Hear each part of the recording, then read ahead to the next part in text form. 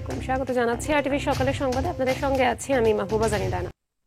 ধর্ষণ ও নারী নিপীড়নের প্রতিবাদে উত্তাল সারা দেশ। ঢাকা বিশ্ববিদ্যালয় সহ দেশের বিভিন্ন শিক্ষা প্রতিষ্ঠানে চলছে বিক্ষোভ মিছিল ও প্রতিবাদ সমাবেশ। ধর্ষকদের দৃষ্টান্তমূলক বিচার না হওয়া পর্যন্ত ক্লাস ও পরীক্ষা বর্জন করছে ঢাকা বিশ্ববিদ্যালয়ের শিক্ষার্থীরা। জননিরাপত্তা দিতে ব্যর্থ হওয়ায় স্বরাষ্ট্র উপদেষ্টার পদত্যাগের দাবি জানাচ্ছেন আন্দোলনকারীরা।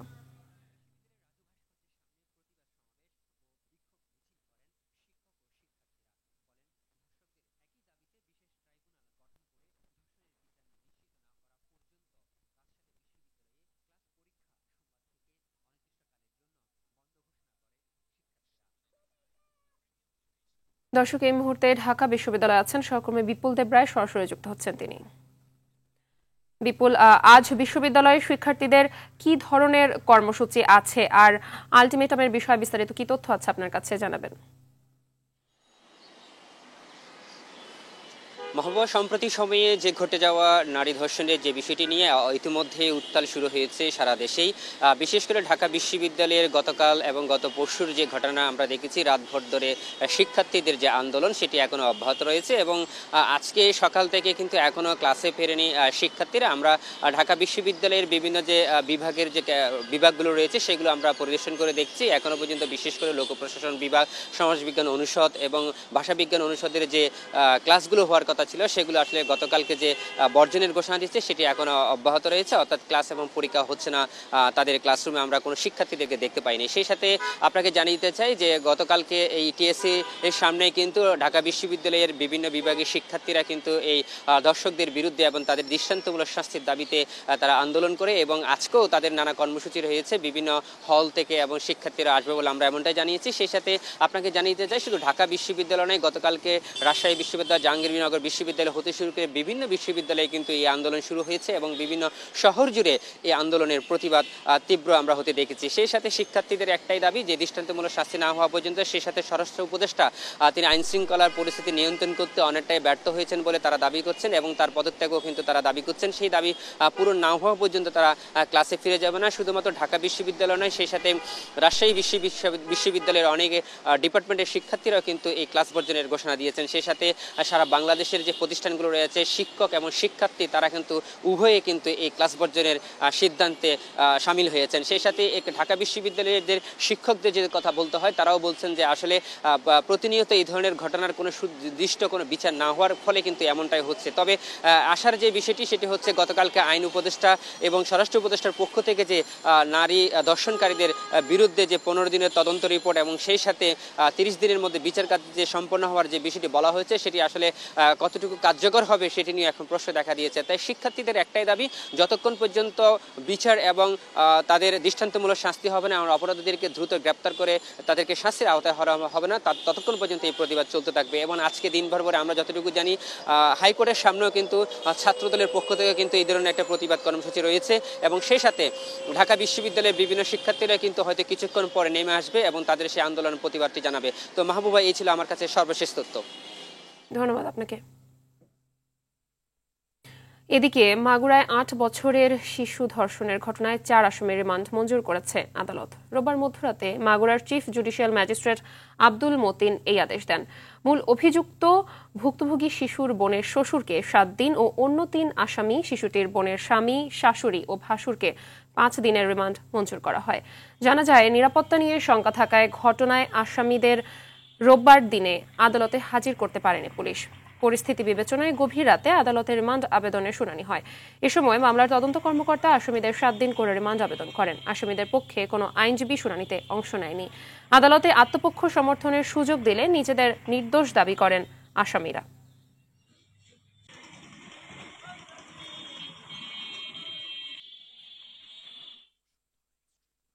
রাজধানীর আইনশৃঙ্খলা পরিস্থিতি পর্যবেক্ষণে আকস্মিক কয়েকটি থানা পরিদর্শন করেছেন অন্তর্বর্তী সরকারের স্বরাষ্ট্র উপদেষ্টা লেফটেন্যান্ট জেনারেল অবসরপ্রাপ্ত জাহাঙ্গীর আলম চৌধুরী।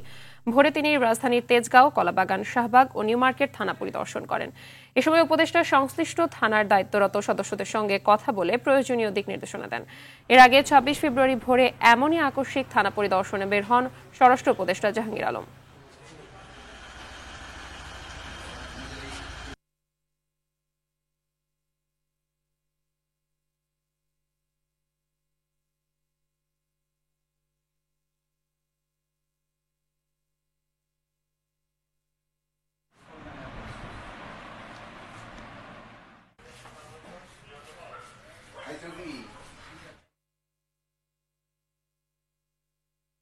ঢাকার আশুলিয়ায় ককটেল ফাটিয়ে স্বর্ণের দোকানে ডাকাতির ঘটনা ঘটেছে। এ সময় ডাকাতদের ছুরিকাঘাতে দোকান মালিকের মৃত্যু হয়েছে।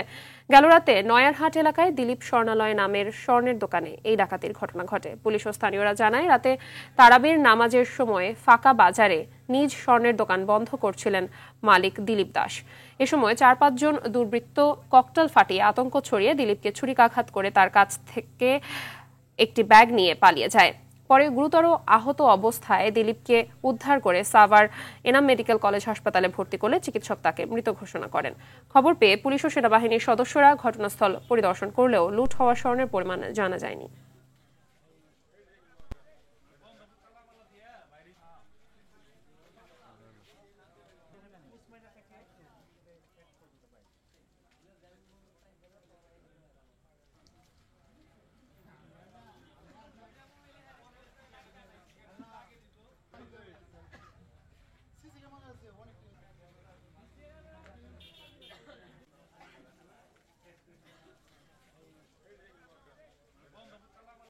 এদিকে নারায়ণগঞ্জে তুচ্ছ ঘটনাকে কেন্দ্র করে ছুরিকাঘাতে অপূর্ব নামে এক যুবকের মৃত্যু হয়েছে। গেল রাতে শহরের চাষারা বালুর মাঠ এলাকায় এ ঘটনা ঘটে।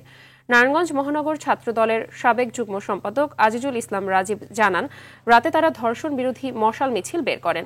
মিছিলে অপূর্ব ছিল। মিছিল শেষে অপূর্ব বালুর মাঠ এলাকায় একটি চায়ের দোকানে ঝগড়া থামাতে গেলে তাকে ছুরিকাঘাত করা হয়। পরে গুরুতর আহত অবস্থায় উদ্ধার করে হাসপাতালে নিলে চিকিৎসক অপূর্বকে মৃত ঘোষণা করেন। এদিকে নারায়ণগঞ্জের অতিরিক্ত পুলিশ সুপার তারেক আল মেহেদি জানান, নিহত ব্যক্তি কোনো দলের না। এদিকে এ ঘটনায় একজনকে আটক করা হয়েছে।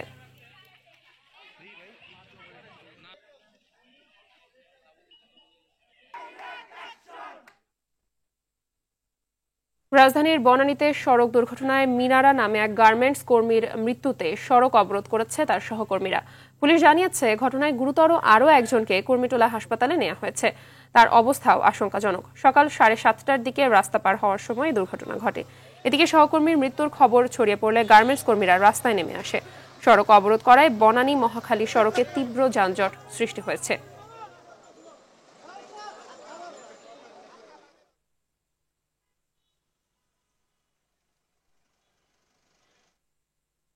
দর্শকের বিষয়ে বিস্তারিত জানাতে রাজধানীর বনানী এলাকা থেকে যুক্ত হচ্ছেন সহকর্মী এআর বাদল।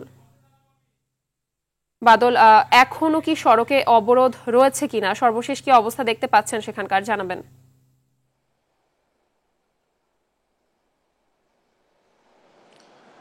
মাহবুবা, অবরোধ রয়েছে এখানে, একেবারেই যানবাহন চলাচল বন্ধ, যে কারণে যানজটের তৈরি হয়েছে এবং কোনো রাস্তায় আসলে যানবাহন চলাচল করছে না। এই বনানীর যে মেন সড়কটি রয়েছে সেই সড়কটি একেবারেই বন্ধ হওয়ার কারণে পুরো রাজধানী জুড়েই এর প্রভাব পড়েছে। আমরা এই ঘটনাস্থলে আসার জন্য বেগ পেতে হয়েছে। আমরা দেখেছি যে এই যানজট একেবারে শাহবাগ পর্যন্ত পৌঁছেছে এবং হাতিঝিল সহ কোনো দিকে আসলে যানবাহন চলাচল করতে পারছে না। আর এই বাম পাশে যে রাস্তা রয়েছে সেগুলোতেও যানবাহন একেবারে স্থবির হয়ে রয়েছে। যারা অফিসে দ্রুত যাওয়ার জন্য চেষ্টা করছিলেন তারা গাড়ি ছেড়ে দিয়ে অনেকে হেঁটে চলাচল করছেন। তো এখানে দুজন যেহেতু সড়ক দুর্ঘটনার পতিত হয়েছিলেন, এর মধ্যে একজন মারা গেছেন, যিনি মিনারা আক্তার, এবং সুমায়া আক্তার কুর্মিটোলা জেনারেল হাসপাতালে ভর্তি অবস্থায় রয়েছেন। সকাল 7:30টার দিকে ঘটনা ঘটে এবং সেই যে বাসটি দুজনকে চাপা দিয়েছে সেই বাসটির সন্ধান এখনো পাওয়া যায়নি। এখানে আইন শৃঙ্খলা রক্ষাকারী বাহিনীর কিছু সদস্য রয়েছেন, কিন্তু এই যে দেখছেন যে গার্মেন্টস কর্মীরা রাস্তার পাশে বসে রয়েছে, রাস্তায় বসে রয়েছে, তারা আসলে এর বিচারের যিনি মারা গেছেন তার বিচারের দাবিতে এখানে তারা সড়ক অবরোধ করেছেন, যে কারণে কোনো দিকে আসলে যানবাহন চলাচল করছে না। দেখছেন যে রাস্তার পাশে এখানে যারা রয়েছে তারা সবাই গার্মেন্টস শ্রমিক এবং তারা এই দাবিতে এখানে অবস্থান করছে। আমরা দু একজনের সাথে একটু কথা বলার চেষ্টা করব যারা বসে রয়েছে। আপনারা এখানে কেন বসে রয়েছেন, কি হয়েছে? এখানে অ্যাক্সিডেন্ট হয়েছে। এখন আমি পরে আসছি, পরে এসে দেখি যে একটা লাশ এখানে পড়ে আছে। তারপরেই সবাই নামে এখানে বসে আছে। এটার বিচার হওয়া উচিত না, এই জন্য আর কি সবাই এখানে আন্দোলন করতেছে। একটা সমাধান না হলে তার কেউ উঠবো না, এই জন্যই আর কি। কি চাচ্ছেন কি আপনারা?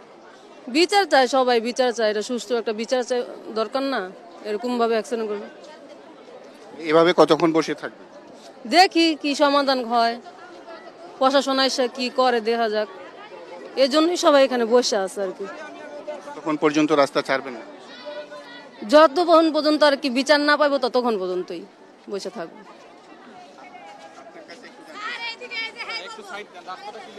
আমরা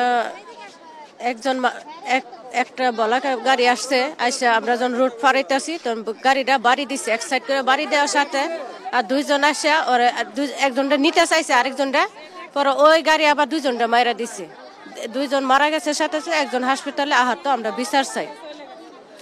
শুনছিলেন যে আসলে বিচারের দাবিতে তারা এখানে রাস্তা অবরোধ করেছে এবং তারা যতক্ষণ পর্যন্ত এখানে প্রশাসনের পক্ষ থেকে কেউ এসে আশ্বাস না দিবে বিচার নিশ্চিতের, ততক্ষণ পর্যন্ত তারা এখানে অবরোধ অবস্থায় থাকবে, এমনটি এই যারা গার্মেন্টস কর্মী রয়েছেন তারা বলছেন। এবং এখানে আমরা যেটি দেখছি যে একেবারেই পুরোটা ব্লক হয়ে রয়েছে, সেরকম একটি অবস্থা আমরা দেখতে পাচ্ছি। এখানে একটু জটলা দেখা যাচ্ছে, আমরা একটু দেখতে চাই যারা মারা গেছে যে সেটি দেখানোর মতো আসলে অবস্থা নাই, আমরা ছবি দেখতে পাচ্ছি, যিনি মারা গেছেন তার ছবি আসলে ওখানে দেখানো হচ্ছিল। তো শুনছিলেন যেহেতু এখন পর্যন্ত প্রশাসনের কেউ আসেনি, সেই জন্যই তারা রাস্তা অবরোধ করে রেখেছে। প্রশাসনের কেউ এসে বিচারের আশ্বাস দিলে হয়তো তারা রাস্তা ছাড়বে। এখন পর্যন্ত অবরোধ অব্যাহত রয়েছে এবং যানজটের কারণে মানুষের তীব্র ভোগান্তিও রয়েছে। মাহবুবা, ধন্যবাদ আপনাকে। ঈদ সামনে রেখে শুরু হয়ে গেছে পুরনো ও লক্কর ঝক্কর বাস মেরামত। রংতুলির আঁচড়ে ঈদের যাত্রী পরিবহনে নামিয়ে দেয়া হবে এ বাসগুলো। এতে থেকে যায় দুর্ঘটনার ঝুঁকি প্রতিরোধে প্রশাসনকে নিয়ে কাজ করার পরিকল্পনা জানালেন সড়ক পরিবহন মালিক সমিতির মহাসচিব। শুধু বাহ্যিক চেহারা নয়, ফিটনেসের সবগুলো মানদণ্ড যাচাই করে রুট পারমিট দেওয়ার পরামর্শ পরিবহন বিশেষজ্ঞ কাজী মোহাম্মদ সাইফুন নেওয়াজের। অরণ্য গফুরের রিপোর্ট। রমজানের চাঁদ উঠলেই ব্যস্ততা বাড়তে থাকে রাজধানীর ওয়ার্কশপগুলোর, কমে যায় ওয়ার্কশপের কারিগরদের বিশ্রাম। রাজধানীর মিরপুর, পল্লবী, গাবতলী, আমিনবাজার, হিমায়েতপুর, ডেমরা, কাজলা, সায়েদাবাদ সহ বিভিন্ন এলাকার ওয়ার্কশপে চলে জোড়াতালির কাজ। ঠোস পড়া, জং ধরা, ফ্যাকাশে অংশ বিশেষ ভাঙা, সিট ছেঁড়া বা বডি নড়বড়ে এসব বাসের অবস্থা অনুযায়ী বডি বা অংশবিশেষ বদলানো হয়, করা হয় ঝালাই, কোনটায় হয় শুধু রং করা। এভাবেই লক্কর ঝক্কর বাস হয়ে যায় নতুন গাড়ি। বডিতে কোনো ট্যাপ টক্কর না থাকে, রং টং সুন্দর থাকে, ভিতরে সিট টিট সুন্দর থাকে, গ্লাস যাতে ভাঙা ভুঙা না থাকে, লাইট টাইট সব মানে পারফেক্ট থাকে। এই উপলক্ষে আমরা একটু বিশেষ করে গুরুত্ব দেয় গাড়ির মালিকরা বেশি করে, আমাদের তো ওয়ার্কশপের মালিক আমাদের ওরা গুরুত্ব বেশি করে, পেছনটা তো চলবে না। আমরা বাংলা রং করি তো এইভাবেই করি, বুঝছেন, কোনো রকম মিলাই দিই এইভাবে রং করে।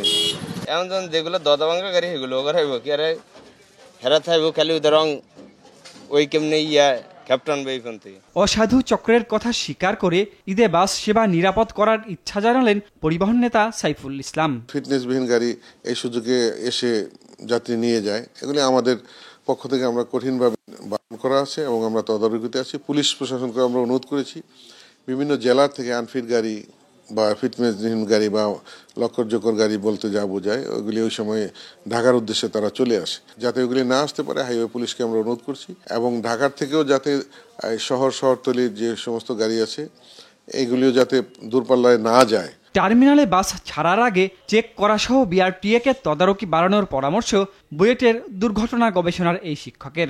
ঈদকেন্দ্রিক অতিরিক্ত লাভের আশায় মালিকরা অতিরিক্ত যাত্রী নেওয়ার চিন্তা করে এবং কোনো মতে ঠিকঠাক করে ত্রুটি রেখেই কিন্তু দেখা যায় তারা চালাচ্ছে, ফলে দুর্ঘটনা যেমন ঘটে যানজট তৈরি করে। তাই অথচ সেই গাড়িগুলো হয়তো ফিটনেস সার্টিফিকেট আছে, তো শুধুমাত্র বাহ্যিক দেখেই কিন্তু আমাদের দেখা যাচ্ছে অনেক ক্ষেত্রে ফিটনেস দিয়ে দেওয়া হয়, সার্টিফিকেটটা দিয়ে দেওয়া হয়, কারণ আমাদের সেই প্রযুক্তিটা নাই। 52টা আইটেম দেখতে হয়, কালার বা ইত্যাদি না দেখে যদি আমরা তার চেসিসটা, ব্রেক, ইন্ডিকেটার, টায়ার, বেসিক কিছু এলিমেন্ট ঠিক আছে কিনা সেটা দেখি, তাহলে মনে হয় যে আমরা দুর্ঘটনা কিছুটা কমাতে পারবো এবং শৃঙ্খলা আনতে পারবো। সংশ্লিষ্ট সবার দায়বদ্ধতা নিশ্চিত করারও তাগিদ দেন সাইফুন নেওয়াজ।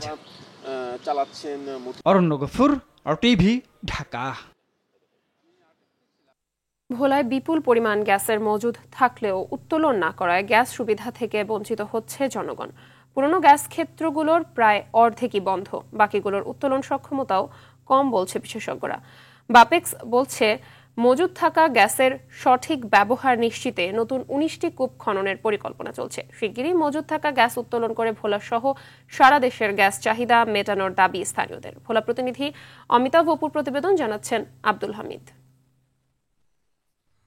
ভোলায় 9টি গ্যাস কূপে মজুদ রয়েছে প্রায় 2 ট্রিলিয়ন ঘনফুট গ্যাস। বাপেক্সের তথ্য মতে 9টি কূপের মধ্যে বর্তমানে 4টি কূপ থেকে গ্যাস উত্তোলন করা হচ্ছে। অব্যবহৃত অবস্থায় পড়ে আছে অপর 5টি কূপের গ্যাস। পরিকল্পনা চলছে আরও 19টি কূপ খননের। পর্যাপ্ত গ্যাসের মজুদ থাকা সত্ত্বেও গ্যাস সেবা না পেয়ে ক্ষোভ জানিয়েছে ভোলাবাসী।